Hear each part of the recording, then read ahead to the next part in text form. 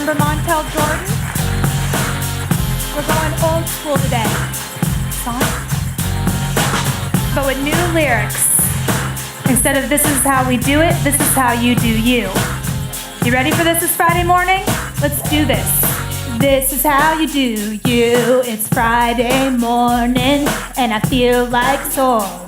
Cause the party's here on the inside. So I reach for my journal and I start to write. Please God, tell me what's the purpose of life. Every day I'm living, yet still feel like I'm slowly fading. Been so good.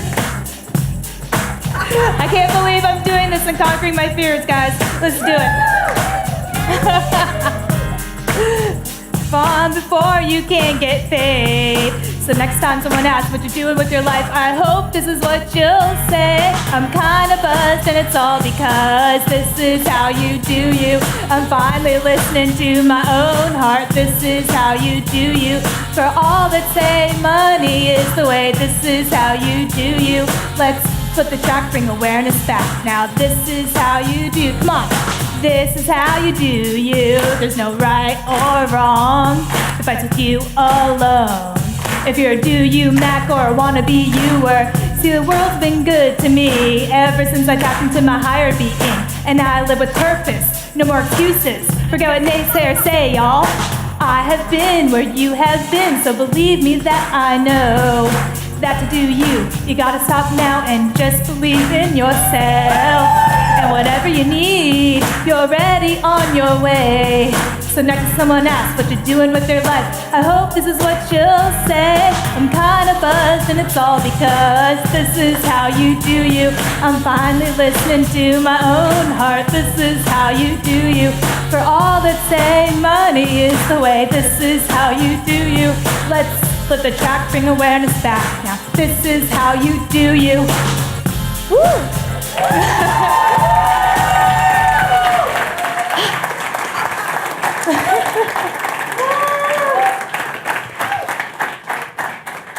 Grab the clicker. Thank you guys for literally facing the music with me. I just overcame a big fear. I was trying to channel my Montel Jordan, but I was more like Britney Spears with this ear mic today. Anyways, I am obviously, as you can probably tell, not a professional. I don't think I was put here on earth to be a singer. It's not my purpose, but it is a passion. I love music. It brings me joy. It evokes emotion within me. And so I try to bring joy, bring passion into my life whenever I can, and to challenge my fears, because I think that's really important to being able to figure out purpose and passion. We have to put ourselves out there and try new things to figure out what resonates with us. So, I am a music-loving, fear-facing entrepreneur and teacher, but I wasn't always this way. As Heidi mentioned, I used to work in corporate America. I was at P&G, and I was waking up unhappy a lot of my days. I was waking up, I was not ready to go to work, I was nervous, I was feeling something inside me, this tension, this angst of what am I doing with my life? And some of you might have felt that before yourself, or maybe you're even feeling that today, and you are not alone. Oh, go backwards, it was already up there. You are not alone. According to the World Happiness Report in 2017, the US ranks 19th in happiness, which is an increase from where we used to be. We used to be third just 10 years ago. And we are breaking the stress levels as well in the US. According to the American Psychological Association's stress survey in 2017, more than 50% of Americans are stressed. Now, there's a lot of different factors leading to unhappiness and stress. They've pointed to working long hours, a decline in social support. And I believe that one of the biggest drivers of our unhappiness and stress is that we are not aligned with our purpose and passion. We're struggling on the inside. We want change, but we don't know how to transform. So I'm going to talk to you today a little bit about some of the solutions, some of the things that I've done on my own journey that hopefully you can start to integrate into your own life. But before we do that, before we start talking about solutions, let's frame up what the heck we're even talking about. Purpose. What is your definition of purpose? Of the word purpose. Not your personal purpose, but the word purpose. Anybody? A reason for being. Yeah.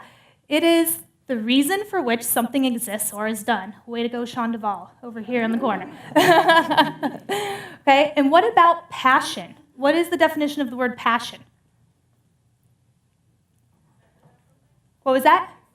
Excitement about something? Yes, it's an intense emotion or desire for something. And I think what's really important here is that purpose and passion are not the same thing. A lot of times we equate them, and we say that we need to be purposeful and passionate about something, but you can feel purpose and you can feel passion about different things. Case in point, my singing, right? It is not my purpose to be a singer, but I am passionate about singing. And so purpose does not lead to passion or vice versa, nor does purpose lead to satisfaction in and of itself. Okay, so here's what happened to me. I mentioned that I was working at P&G. I had a great job, I had a great social life, but I was waking up feeling like I wanted more. But I didn't know how to get there. That's where that tension came in. And luckily, I had planned this vacation. If anybody's into soccer, I'm really into soccer. I had won tickets to the World Cup. And so I'd planned this vacation to South Africa in 2010. And then I started having all this angst about 4 or 5 months before the vacation about work. What am I doing with my life? And so I thought, you know what? I'm going to extend my trip. I took all my vacation time for the year so that I could be gone for 3 weeks and really evaluate what I wanted to do with my life. So I wanted to get away, turn off all the noise and think about what I wanted to do with my life. Going here? All right. I think it went ahead too much here. So while I was gone in Africa, right away, literally within 2 or 3 days, I knew the answer because I felt like Ida. I felt like me again. As soon as I got away from the external noise of people telling me what they thought I should do, what was the next right step, my promotion, and all that kind of stuff, when I just felt like me, I knew the answer. I knew that I had to quit my job. But of course, that's easier said than done, right? So I was still scared. I had no idea how the heck to do that or what I was going to do next. My parents always used to tell me, you can't save the world if you can't pay the rent, right? So I was really scared. Like, if I quit my job, what the heck am I going to do next? Well, luckily, we were on vacation. We're in South Africa. And has anyone heard of Victoria Falls? Yeah, okay. It is the largest waterfall in the world and one of the 7 natural wonders of the world. So we were sightseeing, and we went to Victoria Falls, and we're walking across the bridge that goes over the water, and I saw a big sign. It said bungee jumping. On the bridge, literally, that connects 2 countries, between Zambia and Zimbabwe, you could bungee jump off the bridge into the waterfall, Victoria Falls. Well, hopefully you don't fall into it, but, you look like you're falling into it, yeah. And so I'll tell you that even though I like to face my fears, I am not an adrenaline junkie. I've never, ever had the desire to jump off a bridge. But in that moment, because I was looking for something to help push me to be able to quit my job when I got back and to build my confidence, it felt like the right thing to do. So I got suited up, and I walked to the edge of the plank. Does anybody have any idea what I did? I took a leap of faith. Do you guys want to see the video? Yeah. Good.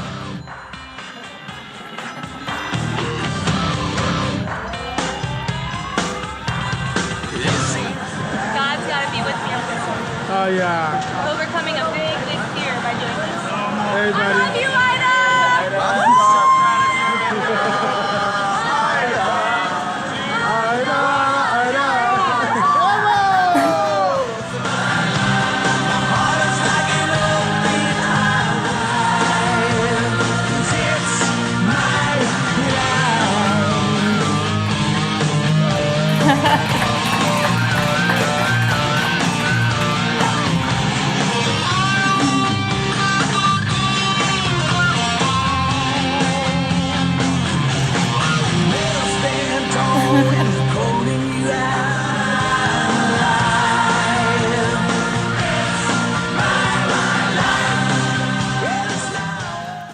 All right, so let me tell you, quitting my job was a piece of cake after jumping off that bridge.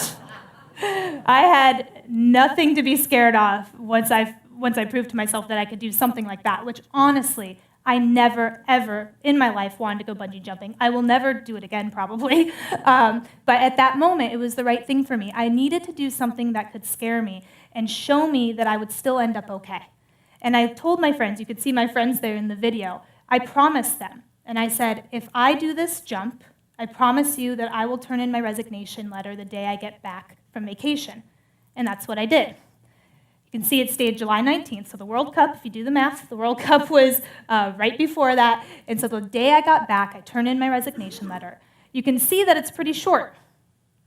The reason why it's short is because I had no idea what I was going to do next, right? All I had done was I had removed the external noise, and I had eliminated what I didn't want to keep doing. And that was a really important lesson for me, that we don't always have to know where we're headed. We can eliminate what's not working, and that is a big part of the puzzle in the equation.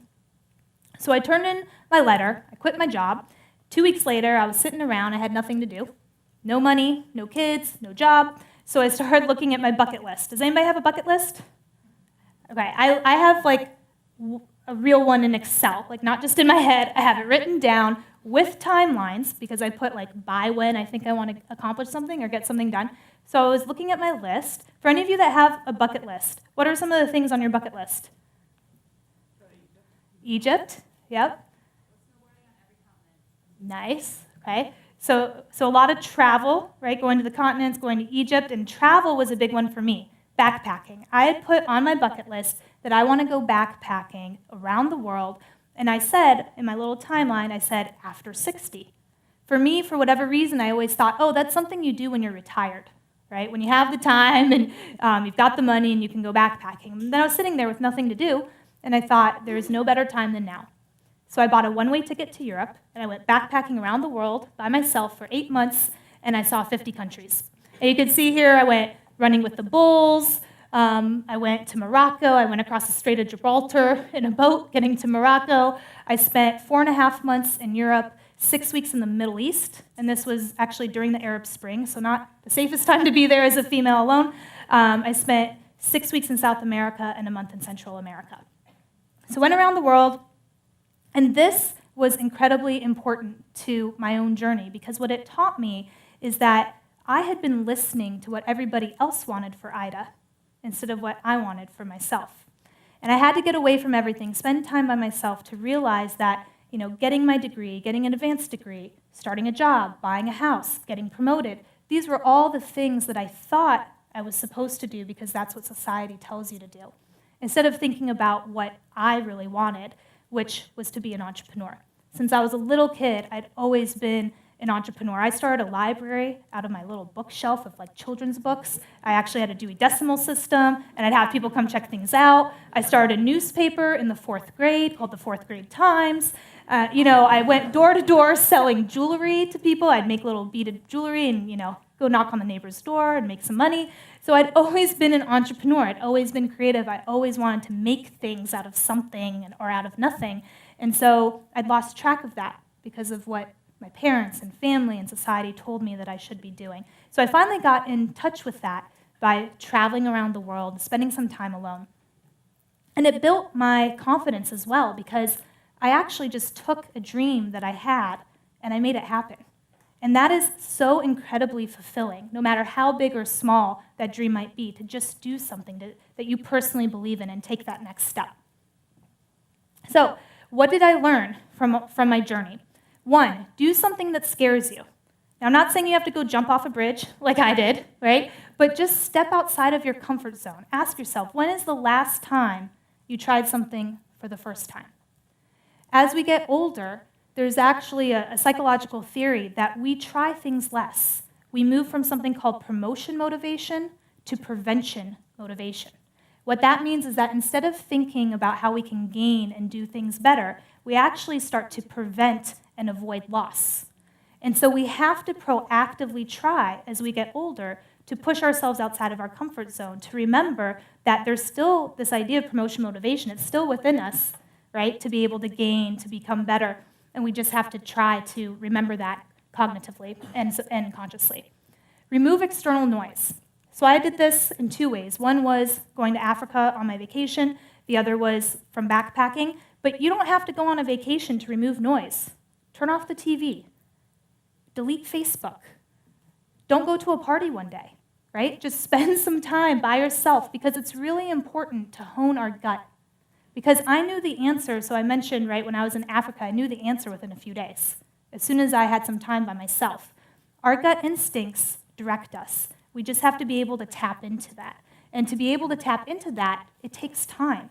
And it takes some alone time and being away from noise to be able to do that. And it's important to figure out, again, what is and is not working. Right? You don't always have to have the answer, but let yourself spend time with your thoughts to figure that out. And then thirdly, follow a dream. It builds satisfaction and confidence. It doesn't have to be something big.